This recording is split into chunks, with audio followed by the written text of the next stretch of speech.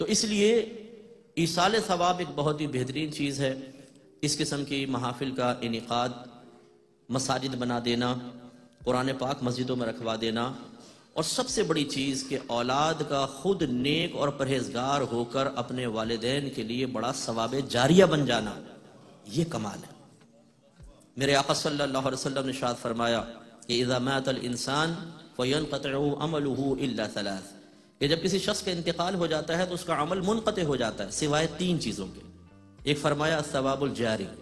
پہلا ثواب جاریہ، ایسا کوئی بھی کام کر جائیں کہ اس سے مسلسل ثواب ملتا رہے، جیسے کسی کو عالم بنا دیا، کسی کو مفتی بنا دیا، کسی کو حافظ قرآن بعمل حافظ قرآن بنا دیا، کوئی مسجد قائم کر دی، جب تک لوگ اس سے فیض حاصل کرتے رہیں گے، جس شخص کے لیے آپ نے ایصال ثواب کا اہتمام کیا ان کے لیے ثواب جاریہ آپ کے لیے بھی ہوگا۔ دوسرا ارشاد فرمایا کہ العلم، ایسا علم ينتفع به کہ جس علم سے نفع حاصل کیا جاتا ہو۔ اس لیے ہمیشہ یاد رکھیے جب بھی اللہ تعالیٰ آپ کو کسی اچھے مستند عالم دین سے کچھ سیکھنے کی توفیق عطا فرمائے، کبھی اپنی ذات تک محدود نہ رکھیں، اسے دوسروں تک پہنچائیں، یہ آپ کے لیے ثواب جاریہ ہوگا۔ حضرت امام اعظم ابو حنیفہ رضی اللہ تعالیٰ عنہ سے کسی نے پوچھا کہ حضور آپ کو اتنا اعلیٰ مقام کس طرح ملا؟ امام اعظم تابعی ہیں، خواب میں دیکھ کر یہ پوچھا تھا، در مختار میں یہ لکھا ہے۔ تو آپ نے ارشاد فرمایا کہ دو باتوں کی وجہ سے، ایک تو یہ کہ میں نے علم سیکھنے میں کبھی شرم نہیں کی،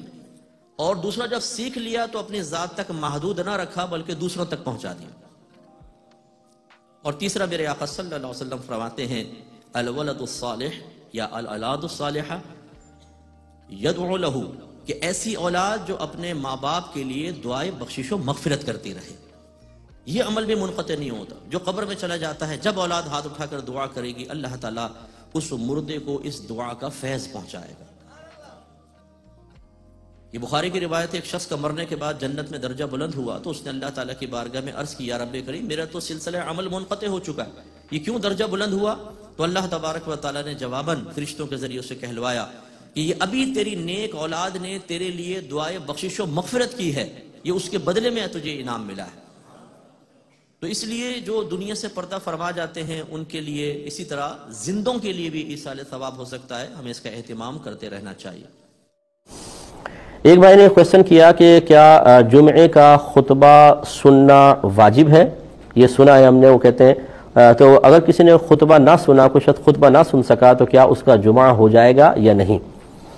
دیکھیں اس کو اچھی طریقے سے سمجھیے۔ پہلی بات تو یہ کہ سننے کا مسئلہ تو ہٹا ہی دیں، پہلے نفس خطبہ کا مسئلہ رکھ لیجئے کہ جمعے کے صحیح ہونے کی شرائط میں سے خطبہ بھی ہے۔ اگر خطبہ ہی نہیں ہوگا تو جمعہ نہیں ہوگا۔ ایک تو یہ مسئلہ ہے کہ خطبہ ہونا ضروری ہے۔ اگر امام صاحب مثال کے طور پہ خطبہ پڑھنا بھول گئے، مقتدیوں کی توجہ بھی نہ رہی اور جمعے کی نماز پڑھا لی، یہ نہیں ہوگی، کیونکہ فات الشرط فات المشروط، جب شرط فوت ہو جاتی ہے تو مشروط بھی فوت ہو جاتا ہے۔ اور اب ایک ہے سننے کا مسئلہ۔ سننے کا مسئلہ یہ ہے کہ جتنے لوگ سامنے موجود ہیں، جن تک امام صاحب کی آواز پہنچ رہی ہے، ان سب پر خاموشی سے خطبہ سننا واجب ہے، خاموشی سے سننا واجب ہے۔ لہٰذا مثال کے طور پہ جن لوگوں تک آواز پہنچ ہی نہیں رہی، بعض اوقات ایسا ہوتا ہے کہ لائٹ گئی ہوتی ہے، اسپیکر نہیں چل رہے ہیں، یا اسپیکر بند ہو گئے، مثال کے طور پہ امام صاحب نے پورے دونوں خطبے دے دیے اور اسپیکرز آن نہ ہو سکے، تو اس کا مطلب ہے جو باہر بیٹھے یا دور بیٹھے ان تک تو آواز ہی نہیں پہنچی۔ اگر نفس مسئلہ یوں ہوتا کہ جب خطبہ سنیں گے تو جمعہ صحیح ہوگا ورنہ نہیں، تو پھر ان کی نماز تو نہیں ہونی چاہیے۔ تو یہ مسئلہ نہیں ہے کہ خطبہ سننا لازم ہے، نہیں سنیں گے تو نماز نہیں ہوگی، بلکہ مسئلہ وہ ہے کہ جمعے کے صحیح ہونے کے لیے خطبہ ہونا ضروری ہے۔ اور سننے کے سلسلے میں حکم یہ ہے کہ جتنے نمازی ہیں سامنے موجود کہ جن کے کانوں تک آواز پہنچ رہی ہے، ان پہ خاموشی سے سننا واجب ہے۔ لہٰذا اگر کسی نے خطبہ نہیں سنا یا آواز نہ پہنچنے کی وجہ سے، یا کوئی دیر سے گھر سے وہاں پر پہنچا اور جب وہ وہاں پہنچا تو جماعت اسٹارٹ ہو چکی تھی، خطبہ اس نے سنا ہی نہیں ہے، تو اس سے کوئی فرق نہیں پڑے گا، آپ کا جمعہ ہو جائے گا۔ تو خلاصہ کلام یہ ہے کہ جمعے کے صحیح ہونے کے لیے خطبہ شرط، لیکن مقتدی کا جمعے کی نماز صحیح ہونے کے لیے خطبہ سننا لازم نہیں ہے۔ اگر نہیں بھی سنا اس کی نماز ہو جائے گی، لیکن ہونا یہی چاہیے کہ ہم پہلے سے آ کے مسجد میں بیٹھیں۔ اگر امام صاحب کا بیان معیاری ہے اور اچھا بیان ہے، اصلاحی بیان ہے، کچھ سیکھنے کو ملتا ہے، عالمانہ بیان ہے، تو ضرور سنیں، A to Z سنیں، اپنا وقت نکال کر آئیں، اچھی طریقے سے سنیں۔ اس کے بعد خطبہ بھی خاموشی سے سنیں تاکہ بے شمار برکات حاصل ہوں۔ ایک بھائی نے کویسچن کیا تھا کہ کیا جمعے کی نماز ادا کرتے ہوئے ہم جو جمعے کے فرائض ہیں اس میں تو جمعے کی نیت کرتے ہیں، جو پہلے اور بعد کی سنن اور پھر نوافل ہیں ان میں ظہر کی نیت کریں گے یا جمعے کی نیت کریں گے؟ دیکھیں بہت سارے لوگ ابھی تک یہ مسئلہ معلوم کرتے ہیں، کئی سالوں سے نماز پڑھ رہے ہوتے ہیں، اور چونکہ ہم نے بسا اوقات، بلکہ اکثر ایسے ہی ہوتا ہے کہ ہم نے نماز کسی سے سیکھی نہیں ہوتی، مسائل سیکھے نہیں ہوتے، یا کبھی سنا تھا پھر اس کو بھول گئے ہیں، تو اکثر ہم اس طرح کی گڑبڑیشن کرتے رہتے ہیں۔ جب آپ جمعہ ادا کر رہے ہوں تو چاہے سنن ہوں، فرائض ہوں، نوافل ہوں، آج آپ پر ظہر کی نماز ہے ہی نہیں، سب میں آپ نے جمعے کی نیت کرنی ہے۔ ہاں، خواتین جیسے گھر میں ہوتی ہیں یا کوئی مسافر ہے وہ جمعے کی نماز جماعت سے ادا نہیں کر رہا ہے، وہ کیونکہ مسافر پہ جمعہ فرض نہیں ہوتا ہے، وہ مثال کے طور پہ ظہر کی نماز ادا کر رہا ہے تو وہ ظہر کی نیت کریں گے۔ لیکن جو باقاعدہ جمعہ ادا کر رہا ہے تو چاہے فرائض ہوں، سنن ہوں، نوافل ہوں، سب میں جمعے کی نیت ہوگی، ظہر کی نیت نہیں کریں گے۔ جس نے ظہر کی نیت سے سنن وغیرہ ادا کیے اس کی جمعے کی سنت موقدہ ادا نہیں ہوگی۔ آپ کو معلوم ہے کہ فرائض میں اور وتر میں ان میں قیام فرض ہے، تو چنانچہ 2 رکعت نماز فجر، پھر 4 ظہر، 4 عصر، 3 مغرب اور 4 عشاء، یہ فرائض ہیں، اور پھر عشاء کے 3 وتر جو ہیں عشاء کے ساتھ ہم پڑھتے ہیں، ان 20 رکعتوں میں قیام فرض ہے، بلا شرعی عذر کے اگر بیٹھ کے پڑھیں گے تو یہ نماز نہیں ہوگی۔ باقی یاد رکھیں جتنی بھی نماز ہے، چاہے وہ سنت موقدہ ہو، غیر موقدہ ہو، نوافل ہوں، یہ سب آپ بیٹھ کر بھی پڑھ سکتے ہیں اور بلا عذر بھی بیٹھ کے پڑھ سکتے ہیں، لیکن جو اصول شرع وہ یہی ہے کہ آدھا ثواب ملے گا۔ رحمت کونین صلی اللہ علیہ وسلم اکثر کھڑے ہو کر ہی نوافل پڑھتے تھے، عشاء کے نوافل اکثر آپ سے بیٹھ کے پڑھنا ثابت ہے، یہ جیسے ہماری والدہ سیدہ عائشہ صدیقہ رضی اللہ تعالی عنہا نے یہاں ذکر کیا، لیکن یہ رحمت کونین صلی اللہ علیہ وسلم کا خاصہ ہے کہ آپ اگر بیٹھ کر بھی نوافل پڑھتے تو آپ کو پورا ثواب ملا کرتا تھا۔ لہذا یوں بعض لوگ کہتے ہیں جی نبی کریم نے چونکہ بیٹھ کے پڑھی اس لیے ہم بھی پڑھ رہے ہیں، تو یہ اتباع سنت بہت اچھی چیز ہے، لیکن اس قسم کے معاملات میں کہ جہاں نبی کریم صلی اللہ علیہ وسلم کو مکمل ثواب ملے اور آپ کو آدھا ثواب مل رہا ہو، اور خود رحمت کونین صلی اللہ علیہ وسلم اس کی کوئی ترغیب دیتے نظر نہ آ رہے ہوں، تو بہتر ہے کہ پھر کھڑے ہو کر نوافل پڑھیں تاکہ پورا کا پورا ثواب حاصل ہو۔ ہاں، سنت فجر کے بارے میں ذرا میں یہ گزارش کر دوں کہ اس کی تلقین احادیث میں بہت زیادہ ہے، تو بعض علماء کے نزدیک یہ سنن قریب بواجب ہیں، یعنی اتنا ان کی تاکید ہے کہ جیسے سرکار نے واجب کر دی ہوں۔ ان میں بہتر یہ ہے کہ سنت فجر میں قیام کے ساتھ ہی پڑھیں، لیکن صحیح یہی ہے کہ وہ سنتیں ہیں ان کو بھی آپ بیٹھ کر پڑھ سکتے ہیں، بلا عذر بھی بیٹھ کے پڑھ سکتے ہیں لیکن آدھا ثواب۔ ایسے ہی پوری تراویح 20 رکعت آپ بیٹھ کے پڑھ سکتے ہیں لیکن آدھا ثواب ملے گا۔ اس لیے جو تندرست ہے، توانا ہے، اور جو اپنے نفس کو مغلوب کرنا چاہتا ہے، قہر نفس اس کو ہمیشہ مطلوب رہے، شیطان کو دور رکھنا چاہتا ہے، زیادہ ثواب کا متمنی ہو اور اس کے ذریعے بلندی درجات تیزی سے چاہتا ہو، اسے چاہیے کہ پھر سستی نہ کرے اور کھڑے ہو کر نماز پڑھے، یہ بہت بہتر ہے۔ لیکن اگر بلا عذر بیٹھ کے بھی پڑھے تو کوئی ملامت نہیں ہے، کوئی قابل گرفت نہیں ہے۔ تو یہ بعض ہمارے جو بزرگ ہوتے ہیں گھر میں،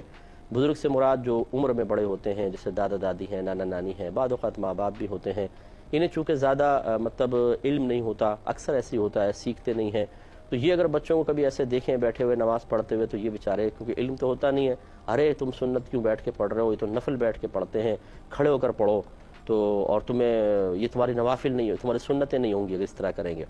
اس طرح کے کوئی حکم جب تک آپ کو مکمل معلومات نہ ہو ہرگز نہ دیں۔ صرف آپ نے سنی سنائی باتوں کو ذہن میں محفوظ رکھ کر اور فتوے جاری کرنا شروع کر دیے تو اچھی طرح یاد رکھیں کہ رحمت کونین صلی اللہ علیہ وسلم ارشاد فرماتے ہیں کہ جو بغیر علم کے فتویٰ دے اس پر زمین و آسمان کے تمام فرشتے لعنت کرتے ہیں۔ اس لیے پہلے آپ معلومات حاصل کریں۔ میں نے دیکھا ہے،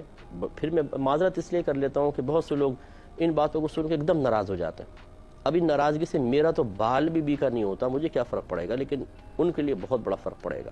اس لیے میں معذرت کے کلمات کبھی کہہ دیتا ہوں کہ آپ کوئی برا نہ مانیں، لیکن آپ سے میں گزارش کرتا ہوں جو گھر کے بڑے ہیں کہ اپنی نمازیں، اپنی جتنی بھی معلومات ہیں، اس طرح جو معمولات آپ اختیار کیے ہوئے ہیں، جو آپ کی سوچ ہے، فکر ہے، نظریہ ہے، بلکہ میں کہوں گا جو عقیدہ ہے، کسی صحیح العقیدہ عالم دین یا کوئی مفتی صاحب ہوں ان کے سامنے رکھیں اور ان سے ذرا تصحیحات حاصل کر لیں۔ ایسے میں اکثر گزارش کرتا ہوں کہ اپنی نماز کو سنائیں، کسی صحیح پڑھنے والے کو ذرا سنا لیں ایک تو ہوتا ہے کہ تجوید نہیں آتی، تا پو میں فرق، سا سین اور صاد میں فرق نہیں کرنا آتا، یہ تو ایک تجوید کا معاملہ ہے۔ اور بعض اوقات تو ایسا ہوتا ہے کہ لفظ کے لفظ غلط ہیں، زبر سے پیش غلط ہے، بالکل الٹا سیدھا پڑھ رہے ہیں، وہاں پہ پیش ہے یہاں زیر پڑھا جا رہا ہے، تو اس سے معنی کچھ کے کچھ ہو جاتے ہیں، تو یہ بھی ذرا ایک دفعہ چیک کرا لیں۔ تو خلاصہ کلام یہ ہے کہ بہت سی چیزیں ایسی ہوتی ہیں کہ جو